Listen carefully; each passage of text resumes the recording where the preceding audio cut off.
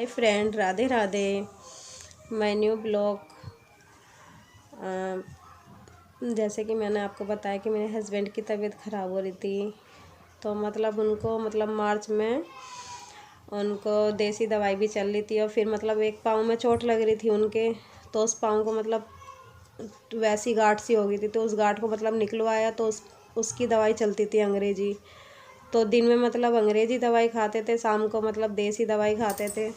तो वो देसी जो दोनों दवाई होती हैं, अंग्रेजी और देसी दवाई, वो दोनों एक इन्फेक्शन हो गया उसे खा के उनको।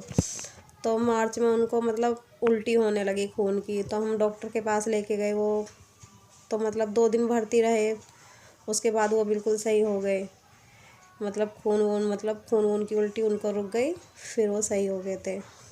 सही तो हो गए थे, वैसे ही जॉन्डिस तो ख़त्म नहीं हुआ था। जॉन्डिस तो उनको रहा था, फुल जॉन्डिस था, 30.5 पॉइंट जॉन्डिस था उनको। जॉन्डिस तो कम होने का नाम ही नहीं ले रहा था। ऐसा लग रहा है कि जैसे पता नहीं कौन सा पी लिया हो गया है, क्या हो गया है, कुछ समझ में नहीं आ रहा था। बहुत दवाई करवाई, और फिर उनको ऐसे ही चलता रहा, तबीयत ख़राब होती रही। दवाई भी हम दुला के रहते, दवाई एक दिन का ही ऐसा नहीं छोड़ा था। उनको 5,000 6,000 की दवाई महीने पे आती रहती थी। 10 दिन की दवाई, 20 दिन की दवाई, 5,000 की ऐसे दवाई आती थी उनको फरीदाबाद से। तो दवाई भी फिर उनको कोई सूट नहीं करी। फिर तीसरी बात, उनको पेट में पथरी भी हो गई, पित्त की थैली में। और फिर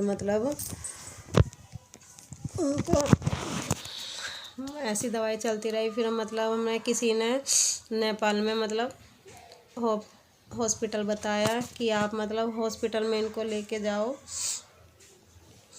तो ये वहाँ पर अच्छा हॉस्पिटल है नेपाल में। बहुत मेरे जीजा भी अच्छे हो गए थे, तो आप भैया को वहाँ पर लेके जाओ तो अच्छे हो जाएंगे।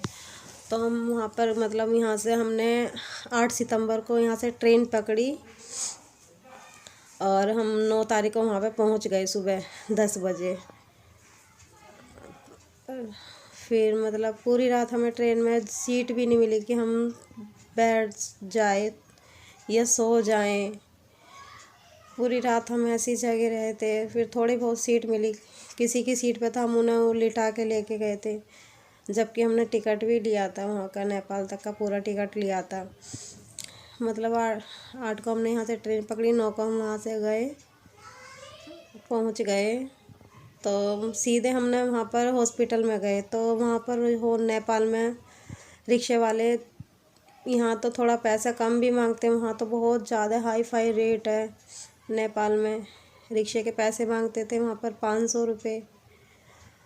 अब क्या करें, इंसान को लेकर किसी को दिखाने जाना है तो दूसरे देश में क्या बताए। तो 500 रुपये रिक्शे वाले ने लिए। मेरे हस्बैंड पे बैठा भी नहीं जा रहा था, रिक्शे में पेट में पानी भर गया था। तो उनको गोद में मैं लिटा के लेके गई थी। गोद में ऐसे ही लेटे थे वो, रिक्शे में बैठा भी नहीं जा रहा था बिल्कुल भी उन पे। हम नेपाल बॉर्डर पे गए। तो नेपाल बॉर्डर पे जैसे बॉर्डर होता है, तो वहाँ नेपाली फ़ौजी लोग चेकिंग करते हैं सबसे पहले। तो एक फ़ौजी आया वहाँ पर, वो बोलने लगा कि बहन, इनको ऐसा क्या हुआ है जो ये आपकी गोद में लेटे हैं।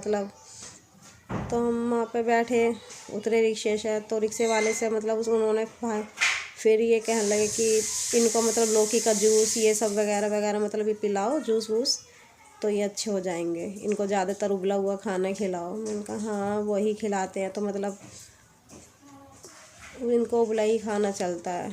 तो वहाँ पे हम 9 तारीख को गए। तो हॉस्पिटल वहाँ पे बंद था। तो हम फिर किसी के घर पे, वहीं पे है जानने वाले का घर है, वहीं पे हम रुक गए वहाँ पर। तो हमने रात को रात बिताई कि रात जैसे तैसे कट जाए। सुबह को हॉस्पिटल इनको दोबारा लेके जाएंगे, हॉस्पिटल खुल जाएगा शनिवार वाले दिन, तो हम इनको हॉस्पिटल लेके जाएंगे। तो हम इनको हॉस्पिटल लेके गए शनिवार को। काफ़ी भीड़ थी, बहुत भीड़ थी वहाँ पर। तो